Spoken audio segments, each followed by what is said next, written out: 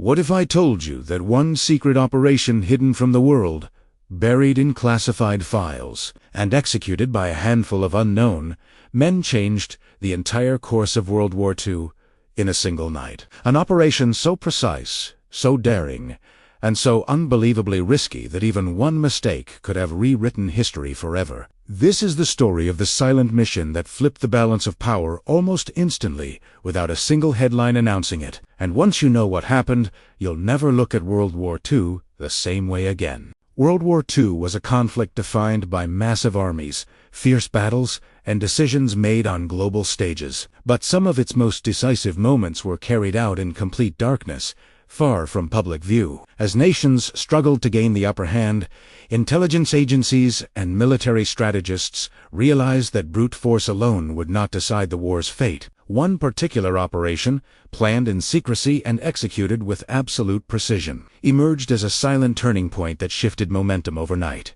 Everything timing, secrecy, and strategy had to align perfectly, because the smallest error could have handed victory to the enemy. What makes this mission so remarkable is that its impact was immediate yet invisible to the world. Soldiers fought on, leaders made decisions, and the public stayed unaware of how close everything had come to collapsing. Today, we uncover the hidden story behind the operation that quietly reshaped World War II and changed the course of history before the sun even rose. The origins of the operation began long before its execution, rooted in a growing sense of desperation as the war reached a point where traditional strategies were failing to produce decisive outcomes. Allied commanders watched enemy advances stretch deeper into occupied territories, while supply lines weakened and morale began to fracture under the weight of relentless conflict. Intelligence departments across Europe and beyond were scrambling to decode encrypted communications, identify infiltration threats, and understand the shifting nature of the enemy's movements. Despite their best efforts, there remained a dangerous gap between what they suspected and what they could confirm, creating a void that only a truly unorthodox mission could fill. As the pressure mounted, high-ranking officials realized that information, not weaponry, had become the most valuable asset in the war, and whoever controlled deception and intelligence held the key to victory. Reports indicated that the enemy had developed a pattern of predictable but powerful maneuvers, exploiting weaknesses in Allied defenses and using rapid coordination to gain ground. The Allies needed not only to anticipate these moves, but to mislead the enemy into making a catastrophic miscalculation. This realization set the foundation for an operation unlike anything attempted before, built entirely on secrecy, strategy, and psychological manipulation. The earliest discussions about this covert plan took place in quiet rooms, deep within secure facilities,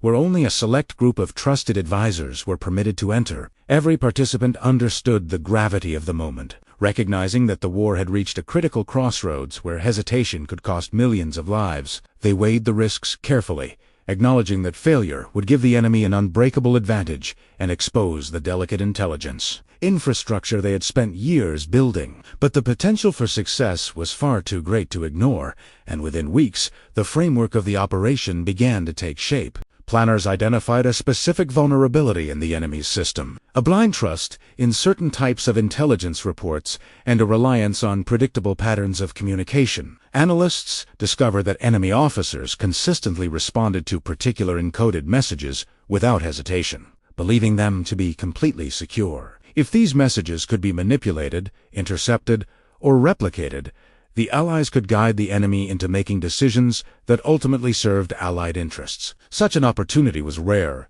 and exploiting it required absolute precision in both timing and execution. To capitalize on this weakness, the Allies assembled a specialized intelligence unit composed of linguists, mathematicians, cryptographers, signal interceptors, and field operatives. Every member brought a unique skill set, from the ability to mimic enemy communication styles to the talent of predicting encryption patterns based on historical data. Meetings were conducted at unusual hours to avoid suspicion, and each participant was bound by strict confidentiality agreements to ensure not a single detail leaked. Even among the group, information was compartmentalized, with individuals only learning the pieces necessary for their specific role. At the heart of the planning process was a single goal: create a convincing false narrative that would lure the enemy into a strategic trap of their own making. This narrative had to be believable, consistent, and aligned with the enemy's expectations of Allied behavior. Planners studied countless intercepted reports,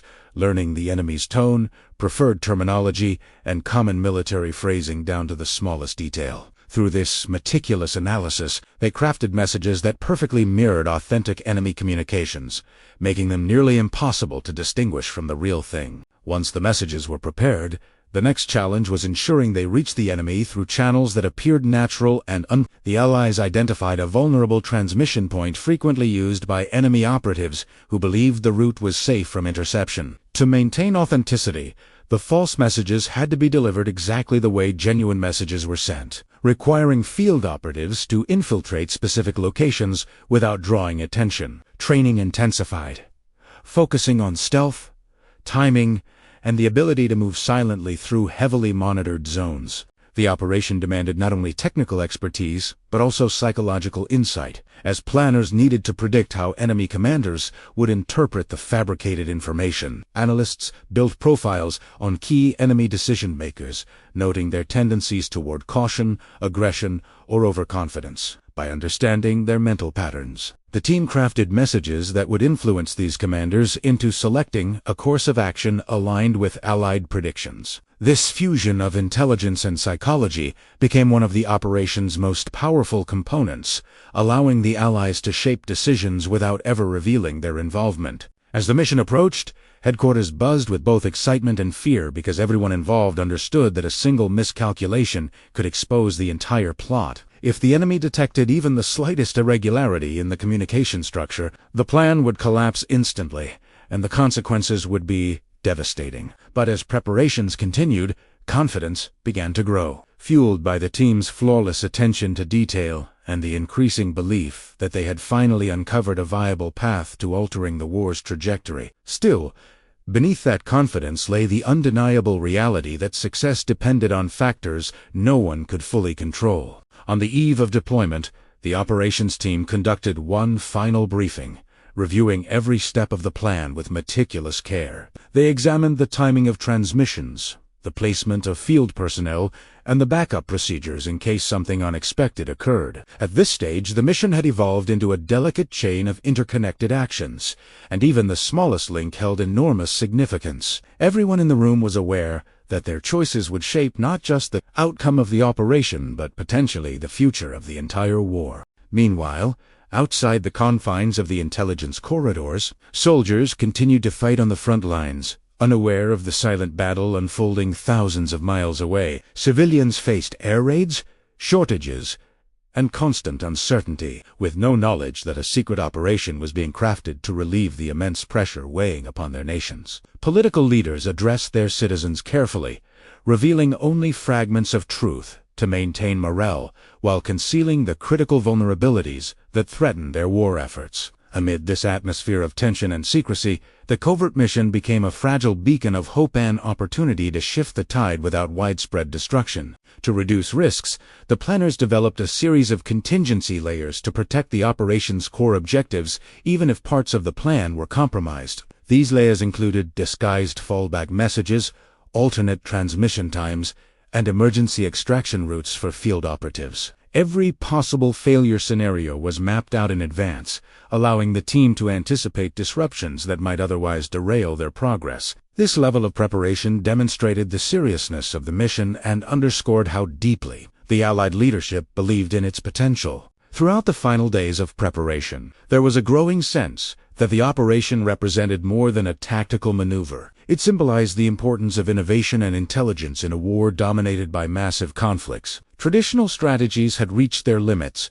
and the future depended on the ability to outthink rather than overpower the enemy. Officers involved in the planning repeatedly emphasized that the war could no longer be won solely on the battlefield, needed to be won in the shadows, through careful deception and strategic manipulation. This philosophy influenced every aspect of the operation, and pushed the team to deliver a level of excellence that exceeded previous missions. As the clock moved closer to activation, operatives responsible for infiltrating transmission points began their journey under the cover of darkness. They traveled through forests, destroyed cities, and enemy-controlled territories, taking routes designed to avoid both patrols and reconnaissance aircraft. Each step carried enormous risk, but the operatives maintained strict discipline, knowing that their success depended on remaining completely undetected. Long hours passed as they moved cautiously toward their designated positions, prepared to transmit the false information at the exact moment the command center signaled. At headquarters, analysts continued monitoring enemy communication patterns to ensure that the fabricated messages would fit seamlessly within current activity. They tracked signal frequencies, call signs, and linguistic variations, confirming that the window for insertion had finally opened. When the moment arrived, the team operated with synchronized precision, sending the first wave of false transmissions into the enemy system. Every individual in the room understood that, from this point forward, there was no turning back, and the success of the war's most daring deception depended on how the enemy interpreted the messages now in their hands. The moment the false transmissions entered the enemy network, analysts at Allied headquarters held their breath, watching for the first signs of detection or suspicion. They monitored radio frequencies closely, comparing the fabricated messages with genuine enemy traffic to ensure they blended perfectly. For several tense minutes, nothing unusual occurred, and the room remained filled with a heavy silence, broken only by the soft tapping of operators recording incoming signals. Then, gradually, the enemy began responding, confirming the messages had been accepted as authentic and the operation had officially taken hold. As enemy commanders processed the false information, Allied strategists waited anxiously to see whether their predictions about decision-making patterns would prove accurate. These predictions had been built on years of intelligence gathering, behavioral analysis, and close observation of enemy tendencies under pressure. The operation depended on exploiting the exact point where overconfidence and fear intersected, allowing the fabricated reports to guide enemy choices subtly but decisively. When the enemy issued their first tactical adjustment based on the false message, the command center erupted in relief, signaling that the narrative had taken its intended shape. The enemy's initial response was modest, involving minor troop repositioning and alteration of reconnaissance schedules. But even these small changes were significant because they demonstrated trust in the manipulated data. Allied analysts interpreted these early shifts as signs that the enemy was preparing to commit fully to the newly perceived threat outlined in the transmissions. With this understanding, planners initiated the second phase of the operation, which required additional false signals to build on the enemy's emerging assumptions. These carefully crafted follow-up messages amplified the illusion of a strategic opportunity, encouraging the enemy to believe they had discovered a weakness in Allied defenses. The wording was deliberate and calculated, subtly guiding commanders to interpret the data as confirmation of their own long-held biases. Analysts understood that once leaders felt their instincts were validated, they would double down on actions aligned with the operation's goals. This psychological manipulation became the backbone of the mission's success, making each transmitted phrase a powerful tool in reshaping the enemy's perspective. As the deception deepened, the enemy began committing larger units to the false objective, diverting resources from critical fronts without realizing the trap they were entering. This diversion significantly weakened their strategic position, giving Allied forces an opportunity to strengthen vulnerable lines and prepare for future countermeasures. The longer the enemy followed the false narrative, the more unbalanced their structure became, creating gaps that had previously been impossible to exploit. Allied commanders watched these developments with growing optimism, recognizing that the plan was working even better than anticipated. While the operation unfolded, field operatives stationed near the transmission points remained on high alert, ready to retreat at the slightest indication of enemy suspicion. They knew that if patrols detected unusual activity or equipment, the entire mission could collapse within minutes. To blend into their surroundings, they adopted local disguises, avoided predictable movements, and used temporary shelters designed to leave no trace behind. Their presence near enemy lines was among the mission's greatest risks, but their discipline kept the operation steady through its most vulnerable hours. Meanwhile, at headquarters, cryptographers continued analyzing intercepted enemy communications to identify any hints of doubt or second-guessing. Each new message brought anxiety, as even a single officer, questioning the authenticity of the transmissions, could unravel the delicate web of deception. But instead of uncertainty, The intercepted reports revealed growing confidence within the enemy ranks, showing they believed they had discovered a decisive weakness in Allied strategy. This confidence emboldened them to accelerate preparations for a large-scale movement aligned exactly with Allied predictions. As the enemy prepared to commit to this major maneuver, Allied planners launched the operation's next major step, reinforcing the false narrative with physical evidence. Field teams executed small, controlled actions designed to mimic the weaknesses described in the fabricated transmissions, leaving behind staged signs of disorganization or troop shortages. These planted indicators were subtle enough not to raise suspicion, yet convincing enough to validate the false intelligence. Together, the messages and staged evidence created an airtight illusion powerful enough to guide enemy decisions with remarkable precision. The enemy, drifting deeper into the deception, shifted their operational timetable and prepared for what they believed would be a groundbreaking offensive. They allocated additional supplies, repositioned armored divisions, and redeployed aircraft to support what seemed like an opportunity to gain overwhelming advantage. All these movements were monitored by Allied intelligence, which documented each shift as confirmation that the trap was closing. With every new adjustment, the enemy weakened their defensive posture elsewhere, unknowingly setting the stage for their own rapid Tension remained high within the Allied command rooms, because success still depended on flawless timing, especially as the enemy's movements became more aggressive. Analysts predicted the moment when the enemy would take full action, and military commanders synchronized their own strategies to counter decisively. At the perfect point, this careful orchestration required unprecedented communication between intelligence teams, field units, and high-level leadership to ensure no step occurred prematurely. The stakes were immense.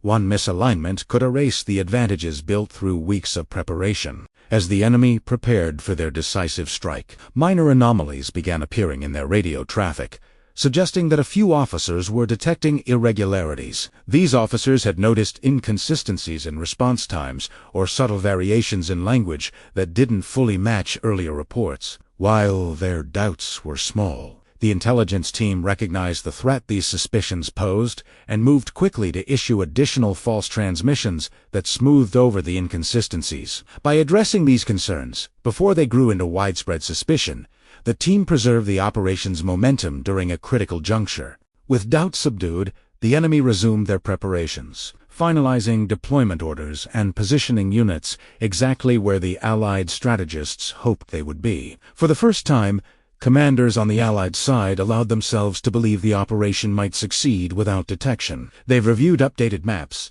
that displayed enemy forces shifting away from strongholds and crowding into vulnerable corridors. These maps became symbols of hope, illustrating how a handful of fabricated messages had reshaped the entire structure of the battlefield. Despite the progress, the operation was not without close calls, as enemy patrols came dangerously close to discovering the hidden transmitters used by Allied operatives. On one occasion, a patrol passed within meters of an operative's position, forcing him to remain completely motionless for hours in uncomfortable terrain. The slightest noise could have triggered an alarm, unraveling the mission and endangering countless lives. But the operative's resolve held firm, and the patrol eventually moved on without detecting anything unusual. Another challenge emerged when one of the fabricated messages failed to transmit at the scheduled time due to unexpected interference in the communication channel. Engineers at headquarters scrambled to identify the source of the disruption, knowing that delays could lead to inconsistencies in the enemy's intelligence flow. After several tense minutes, they managed to restore the signal and deliver the message, maintaining the illusion and preventing any damage to the operation's credibility. This near failure served as a stark reminder of how precarious the mission remained despite its apparent success. As the operation progressed, enemy reliance on the false intelligence reached its peak, and they shifted major formations into the heavily monitored corridor. Reconnaissance units were reassigned away from critical regions, leaving blind spots that the Allies were eager to exploit. These blind spots allowed Allied forces to maneuver without fear of early detection, creating unprecedented opportunities for counter. The longer the enemy committed to their misinformed plan, the more exposed they became to a devastating reversal. Finally, the most significant movement occurred. the enemy began relocating their armored divisions, believing these units would secure a decisive victory in the area described by the false transmissions. This relocation was exactly what the Allied strategists needed, as it pulled tanks and heavy vehicles away from regions previously fortified. With these powerful units displaced, enemy lines became dangerously thin, creating weak points that had not existed before the deception began. The shifting of armor marked the moment Allied intelligence had been waiting for since the first messages were sent. Realizing the extraordinary advantage now available, Allied commanders prepared to initiate their own strategic response. They mobilized units positioned along the enemy's weakened lines, coordinating movements designed to exploit the gaps created by the deception. These units advanced cautiously at first, ensuring they remained undetected while final verification came from intelligence analysts. Once the analysts confirmed that enemy forces were fully committed to the fabricated narrative, the decision was made to begin the counter. At headquarters, the atmosphere shifted from cautious optimism to electrifying anticipation as every department prepared for the decisive moment. Analysts double-checked enemy positions. Field commanders reviewed final movement orders, and communication officers ensured every channel was secure and synchronized. There was no room for error, as the counter-operation needed to strike at the precise moment when enemy vulnerability peaked. The stage was set, and the operation that began with whispers and coded messages was now ready to shift into its most dramatic phase. As the final hour approached, Allied commanders gathered in their strategy rooms, reviewing every detail of the counter-operation that had been meticulously coordinated with the deception. Intelligence reports confirmed that enemy forces were now fully positioned according to the false narrative, leaving their real vulnerabilities exposed across several critical sectors. The timing was perfect, as reconnaissance aircraft observed minimal enemy surveillance in these key regions, proving that the enemy's attention had been entirely consumed by the fabricated threat. This alignment of strategic conditions signaled that the operation's most decisive phase could finally begin. Allied forces initiated the first wave of their countermove, with a combination of rapid mobilization and precise maneuvering designed to exploit the enemy's weakened lines. These units advanced under strict radio silence, using natural terrain and weather conditions to conceal their movements from any remaining enemy reconnaissance. When they reached their designated positions, they prepared for a coordinated push intended to overwhelm the enemy before they had time to react. Every soldier involved understood that the success of the entire mission depended on striking before the enemy realized they had been misled. Meanwhile, the intelligence teams continued to monitor intercepted communications, ensuring that no sudden revelations were occurring among enemy leadership. There were occasional messages expressing confusion over delayed support units or unexpected supply shortages, but these concerns had not yet escalated into full suspicion. Analysts assessed that the enemy remained fully committed to the false objective, still unaware that their real defenses had been left dangerously exposed. This confirmation reassured Allied commanders, allowing them to authorize the second wave of troop movements. When the counteroffensive officially began, it unfolded with remarkable precision as Allied forces launched a multi-directional advance against the enemy's thinned defensive lines. These lines, once considered formidable, now crumbled under sustained pressure because the units responsible for reinforcing them had been redirected toward the fabricated threat. Enemy commanders attempted to issue rapid redeployment orders, but their communications network had become disorganized due to the deception-induced shifts earlier in the operation. As a result, reinforcements either arrived too late or diverted to the wrong sectors, further widening the gaps in their defenses. The chaos within the enemy ranks became increasingly evident as conflicting orders circulated, leaving field units unsure of where to position themselves. Some officers attempted to correct these inconsistencies, but the overwhelming momentum of the Allied counteroffensive made coordinated responses nearly impossible. The rapid collapse of their communication structure created a domino effect, with isolated divisions forced to operate without reliable guidance from central command. These conditions amplified the impact of the deception, turning what began as a tactical trap into a full-scale strategic disaster for the enemy. As the enemy scrambled to regain control, Allied troops achieved their first major breakthrough along a critical corridor that had once been heavily fortified. This breakthrough allowed them to advance deep into enemy-held territory, capturing supply depots, communications stations, and strategic observation points that were essential to the enemy's overall structure. The speed of this progress shocked enemy officers, who had believed their rear positions to be fully secure. Their miscalculations, rooted in the false intelligence they had trusted so completely, now became impossible to ignore. In the command center, Allied intelligence officers updated maps and charts at rapid intervals, documenting the unfolding collapse of enemy defenses. Each new report confirmed that the enemy remained disoriented, unable to understand how Allied forces had identified their vulnerabilities so precisely. The analysts recognized that the operation had created an environment where the enemy was reacting instead of leading, losing control of momentum and initiative. This shift in control represented the culmination of everything the mission had sought to achieve, proving the extraordinary power of strategic deception. As the counteroffensive continued, the enemy finally attempted to redirect the armored divisions they had moved earlier toward the false target. But these divisions were now too far out of position, forced to travel long distances through terrain that offered little advantage and left them exposed to Allied air support. Reconnaissance reports showed these armored units moving in disorganized formations, unable to regroup quickly enough to make a meaningful difference. Instead of providing reinforcement, their delayed arrival only added to the confusion spreading across enemy lines.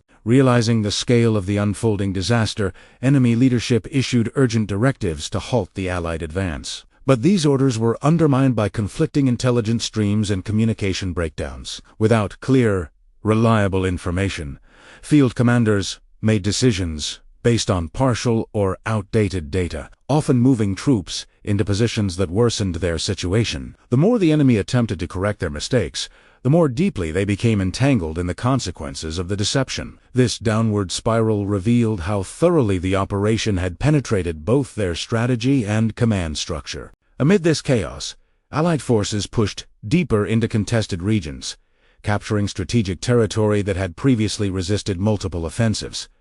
These victories were not merely symbolic. They disrupted enemy supply routes, eliminated key defensive positions, and provided new staging grounds for future Allied movements. Each captured location generated further pressure on enemy forces already struggling under the weight of strategic missteps. The speed and efficiency of the Allied advance demonstrated how devastating the deception had been, turning the enemy's confidence into their greatest vulnerability. As hours passed, the full impact of the operation began to emerge, with enemy morale collapsing alongside their defensive structure. Soldiers who had been confident the previous day now faced overwhelming uncertainty, unsure how their commanders had misjudged the situation so completely. Rumors spread rapidly through the ranks, fueled by confusion and the visible destruction of once secure positions. This loss of morale weakened the enemy's ability to mount an organized resistance, accelerating the collapse triggered by the deception. By the time enemy leaders realized the scale of their error, it was already too late to recover. They issued desperate calls for reinforcements, but these units were scattered across the wrong sectors, positioned according to the false intelligence that had guided their initial decisions. Attempts to regroup were hindered by damaged infrastructure, disrupted communications, and chaotic movement orders that contradicting previous strategies. What began as a carefully planned offensive for the enemy became a catastrophic misstep, leaving them vulnerable to rapid defeat. The Allied counter-operations spread across multiple fronts, exploiting every weakness created by the enemy's misallocation of forces. Field commanders coordinated artillery fire, infantry advances, and aerial support with exceptional precision, maximizing the advantages gained from the deception. As each front pushed forward, enemy defensive pockets collapsed, leaving no opportunity for regrouping. Within a remarkably short time, the balance of power shifted dramatically, creating a turning point that would redefine the trajectory of the entire war. At headquarters, the intelligence team continued analyzing enemy transmissions, noting the growing tone of panic and confusion that dominated every message. Reports indicated officers questioning each other's decisions, desperately seeking clarity in a situation that had spun completely out of control. These messages confirmed that the deception had not only altered enemy strategy but had deeply shaken their command structure at a psychological level. This psychological collapse proved just as damaging as the physical losses occurring on the battlefield. With the enemy unable to stabilize their position, Allied commanders pressed the advantage, ensuring that the momentum generated by the operation was not wasted. They issued orders to expand the front, capture additional strongholds, and cut off retreat routes to prevent the enemy from reorganizing. As Allied troops advanced, they encountered minimal coordinated resistance, further revealing how thoroughly the deception had disrupted enemy operations. These rapid gains solidified the strategic victory initiated by the covert mission. In the aftermath of the operation, analysts compiled extensive reports detailing its success, documenting how the false intelligence had guided enemy movements and created unprecedented vulnerabilities. These reports highlighted the incredible accuracy of predictions made during the planning stages, validating the months of preparation that had gone into the deception. They also emphasized the critical role played by field operatives, whose risky infiltration ensured the transmissions reached enemy networks without raising suspicion. Together, these elements formed a blueprint for future intelligence-driven operations. The broader implications of the operation became clear as historians and military experts later examined its impact on the war's progression. The overnight shift in momentum created by the deception allowed Allied forces to launch new offensives from stronger positions, weakening the enemy's capacity to regain control. In many ways, the operation became a defining example of how intelligence and psychological manipulation could hold more power than any single battle fought openly on the field. Its success demonstrated that wars are often won in hidden moments, through decisions the world never sees. For the soldiers who fought during the operation represented a turning point that reignited morale and renewed confidence in eventual victory. They advanced with a sense of purpose, driven by the realization that their leaders had outsmarted an enemy that once seemed unbeatable. Their victories, made possible by a handful of specialists working in secrecy, reshaped the trajectory of the conflict and restored hope across the Allied nations. This unity of intelligence and military action became a hallmark of the war's final years. In the end, the secret operation that began with whispers, coded messages, and shadowy infiltrations achieved what many believed was impossible. It changed the course of the war overnight, shifting power, weakening the enemy, and proving the extraordinary influence of strategic deception. Though it remained classified for years, its legacy continued to influence military strategy and intelligence practices long after the war had ended. And when its details finally emerged, the world learned how a single hidden operation reshaped history in ways few could have imagined. The secret operation that shifted the course of World War II overnight stands as one of the most remarkable examples of how intelligence, timing, and strategy can surpass even the largest armies. What began with carefully crafted transmissions and silent infiltration ultimately reshaped entire battlefronts, disrupted enemy command structures, and exposed vulnerabilities that had previously seemed unreachable. Its success proved that wars are not won only through force,